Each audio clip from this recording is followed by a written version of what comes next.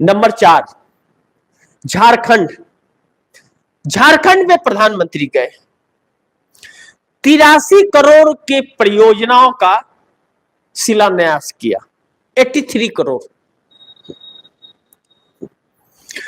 और 1,43,000 करोड़ रुपया, 1,43,000 करोड़ रुपया झारखंड सरकार का रोक के कुंडी मार के मोदी जी बैठे हुए, वह पैसे झारखंड को नहीं दे रहे।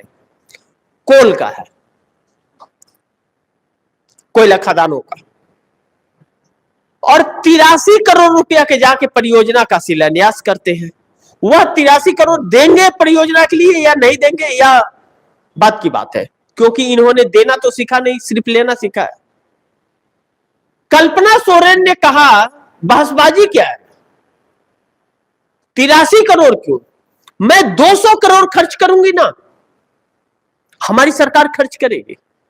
आप हमारे 1,43,000 करोड़ रुपए जो है वह दीजिए पहले।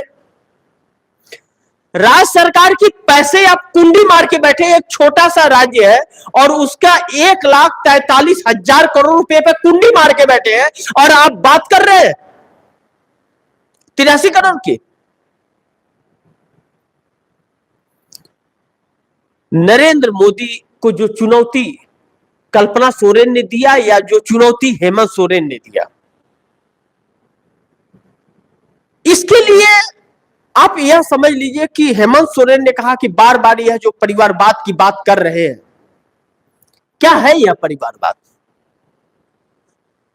क्यों परिवारवाद कर रहे हैं, क्योंकि उनका परिवार नहीं है, दूसरे परिवार को नहीं देखना चाहते। क्यों परिवारवाद, शेर का बच्चा शेर नहीं तो क्या कुत्ता होगा, हेमंत सोरेन ने कहा। और जिसका परिवार ही ना हो, परिवार की इज्जत क्या करेगा और परिवार की अहमियत क्या समझेगा। यह बातें जो हेमंत सोरेन ने कही स्टेज से, ऑन कैमरा माइक में जो कहा, क्या इसमें सच्चाई आप लोगों को नजर नहीं आती। इसके लिए परिवारवाद परिवारवाद परिवारवाद कर कर करके कितना गुमराह किया गया इस देश को। यह देश 10 साल के बाद समझा है कि कोई बहरूपिया है जो बहरूपिया का भेष बदल बदल करके कभी हिंदू, कभी मुस्लिम, कभी मंदिर, कभी मस्जिद, कभी भारत, कभी पाकिस्तान, कभी खालिस्तानी, कभी आतंकवादी, कभी देशद्रोही करके यह बेवकूफ बना रहा है। 10 साल लग गए इस देश को समझने में, और समझे भी ऐसे वक्त जब हाथ खाली हो चला था।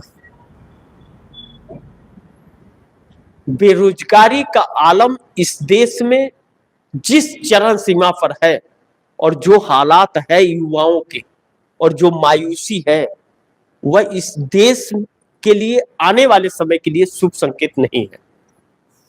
अभी आपको नहीं पता चल रहा है। अब जो मायूसी में बच्चों को पढ़ाना बंद कर रहे हैं, और जिनके पास पैसे नहीं है कि वह पढ़ाए, सरकारी स्कूलों में कुछ नहीं चल रहा है, प्राइवेट में पढ़ाना है, रोजगार है नहीं, फीस का भी पैसा नहीं हो पाएगा, जो नहीं पढ़ा रहे हैं। आपके आने वाली 2 पीढ़ियां जो होंगी वह अनपढ़ होगी,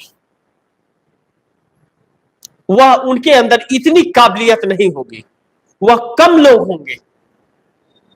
ऐसे हालात में डाल दिया है। फिर एक बार उन्हीं लोगों का बोलबाला होगा जिसके पास पैसा है। 10 सालों में 2 पीढ़ियों को संकट में डाल दिया है मोदी ने। यह सच्चाई है इस देश का, कि उनको जानकारी ही न हो आरक्षण का, उन्हें जानकारी न हो सरकार का, बस जाए अंगूठा लगाए चले आए। लेकिन कहते हैं कि समय बड़ा बलवान होता है, ऊपर वाले के घर में देर होती है, अंधेर नहीं होती है। देता है तो छप्पर फाड़ कर देता है, और लेता है तो चमड़ी उधेड़ कर लेता है, हिसाब बराबर करता है वह। तो यहां इस देश में अब यह इस देश इस हालात में पहुंच गया है कि हर एक व्यक्ति गांव का आखिरी पायदान पर जो खड़ा है वह भी अपने बच्चे के भविष्य को लेकर के शिक्षा को चिंतित है और वह नरेंद्र मोदी से सहमत नहीं है। अब 10 सालों की भरपाई कैसे करे, इसके लिए वह आगे निरंतर कोशिश कर रहा है कि इनके द्वारा जो हम गुमराह हो रहे थे और जो नुकसान बच्चों को हुआ है उसे कैसे मेकअप करें। यह नरेंद्र मोदी के लिए मुश्किल हो गया, क्योंकि नरेंद्र मोदी ऐसे लोग जो होते हैं ना, या कोई भी जो कर्म करता है वह स्वर्ग गए नरक गए कुछ भी नहीं। इसी धरती पर स्वर्ग भी है, इसी धरती पर नरक भी है। इसी धरती पर स्वर्ग और नरक है, कर्मों का फल यही भोगना पड़ता है। महाराष्ट्र के अंदर अगर चौथी क्लास में पढ़ने वाली 2 नन्हे बच्चियों के साथ जो बर्बरता हुई है वह क्षमा योग्य नहीं है। मणिपुर में महिलाओं को निवस्त करके जो घुमाया गया वह मोदी सरकार को माफ नहीं करेंगे। जहां जहां डबल इंजन की सरकार है, यह डबल इंजन की बात ज्यादा करते हैं, डबल इंजन की सरकार है, वहां वहां तानाशाहियां चल रही हैं। किसी के भी गरीब के घर को बुलडोजर से चला देंगे। अगर कोई मुस्लिम है या दलित है तो आप उसके घर पे बुलडोजर चला देंगे। सरकार है या न्यायालय है? वह न्यायालय इसका फैसला करेगा किसको जेल में डालना है और किसको सजा देनी है और किसका घर गिराना है। सरकार कौन होती है? अगर उस व्यक्ति ने कोई गलती किया है तो वो कोर्ट में पेश करे, प्रूफ वहां पे जमा करे, खुद फैसला कर रही है, लोगों के घरों पर बुलडोजर चला दे रही है। एक व्यक्ति को घर नहीं रही है और हजारों लोगों के घर पर बुलडोजर यह सरकार चलाती है। यानी कि लोगों को बेघर करना कि वह इन भाजपाइयों के मोहताज हो जाए। और यह चीज जनता समझ गई है। यह वजह है कि अब नरेंद्र मोदी का डाउनफॉल जो है ना बड़ी तेजी से। आप दर्शकों को मैं बताऊं कि झारखंड के अंदर हेमंत सोरेन और को छोड़ दीजिए, कल्पना सोरेन अकेले नरेंद्र मोदी पर भारी पड़ी है कि कल्पना सोरेन का पूरी भाजपा की टीम मुकाबला करने की स्थिति में नहीं, वह मुकाबला नहीं कर पा रहा है।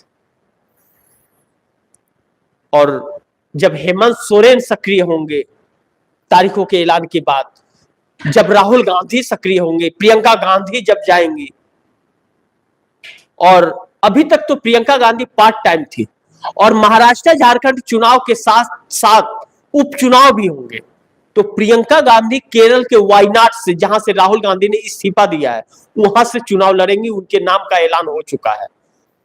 अब तो वह नवंबर और के आखिरी और दिसंबर के पहले हफ्ते में जो पार्लियामेंट सेशन मानसून सत्र आने वाला है उसमें प्रियंका गांधी भी मौजूद होंगे।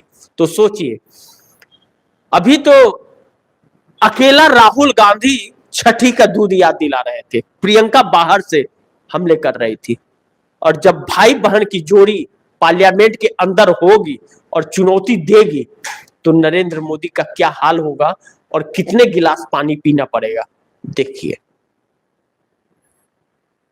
अब नरेंद्र मोदी के दिन बुरे हो गए। मैंने यह कहा था कि हरियाणा चुनाव का रिजल्ट पूरे देश में उसकी हवा फैलेगी और उस हवा के रुख को नरेंद्र मोदी झेल नहीं पाएंगे।